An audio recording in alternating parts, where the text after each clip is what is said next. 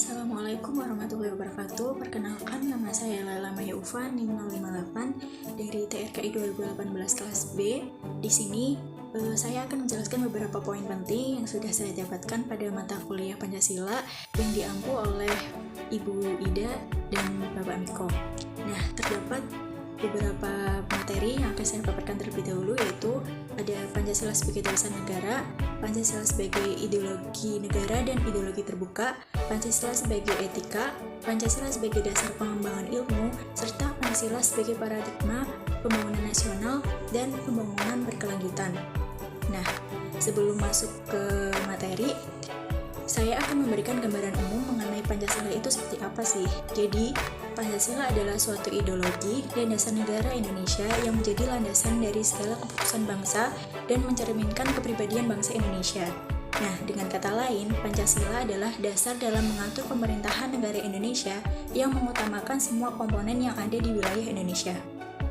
Nah, langsung aja masuk pada materi yang pertama, yaitu Pancasila sebagai dasar negara. Ibaratnya sebuah bangunan, Pancasila merupakan fondasi yang membuat kokoh suatu bangunan tersebut. Jadi dengan adanya dasar negara, sebuah negara akan mempunyai tujuan yang jelas serta tahu apa yang akan dicapai. Jadi saya sebagai mahasiswa sudah sepantasnya untuk tetap mewujudkan cita-cita bangsa dan mengaplikasikannya nilai-nilai Pancasila tersebut di kehidupan sehari-hari. Yang mana nilai-nilai Pancasila tersebut antara sila satu dengan sila yang lainnya itu tidak akan terpisah-pisah, melainkan merupakan suatu kesatuan yang utuh dan harmonis. Nah, materi yang kedua yaitu Pancasila sebagai ideologi negara dan ideologi terbuka. Pancasila sebagai ideologi negara bagi kita adalah untuk memperlihatkan peran ideologi sebagai penunjang moral dalam kehidupan bermasyarakat, berbangsa, dan bernegara. Nah, contohnya itu dalam kasus narkoba yang meredak di kalangan generasi muda, itu menunjukkan bahwa preskripsi moral ideologis belum disadari kehadirannya.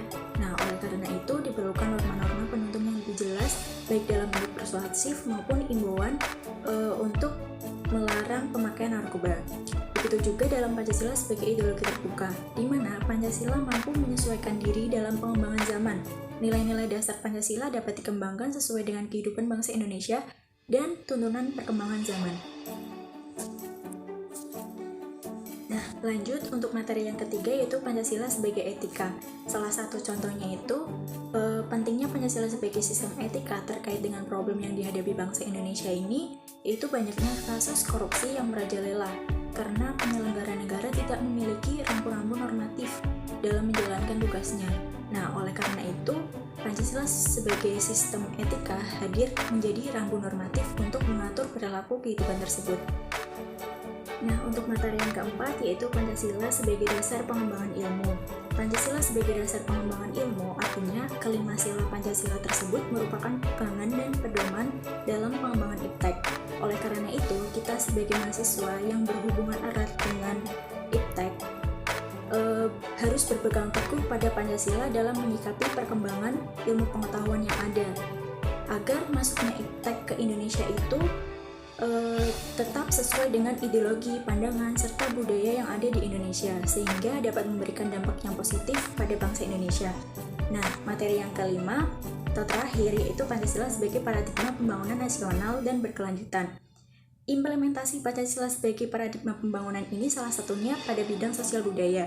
Yang pertama, pengembangan sikap toleransi dan tenggang rasa terhadap sesama. Yang kedua, paradigma pembangunan berkelanjutan. Dan yang ketiga, sistem pembangunan yang berkesinambungan di setiap tingkat.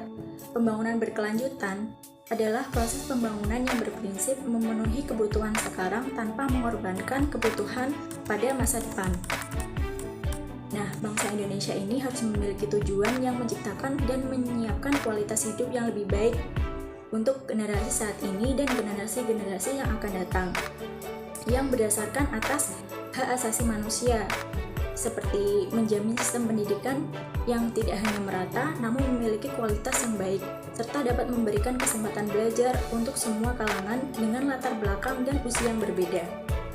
Nah, pada intinya, warga negara Indonesia, kita harus tetap menjunjung tinggi Pancasila sebagai dasar negara yang sudah dicetuskan oleh para pendiri bangsa Indonesia, agar kita mempunyai pondasi yang kuat dalam menjalankan kehidupan sehari-hari kita.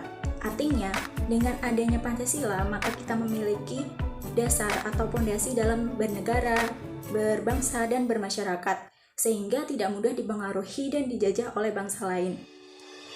Nah, sekian yang dapat saya sampaikan. Semoga apa yang saya sampaikan dapat diterima dengan baik dan bisa bermanfaat.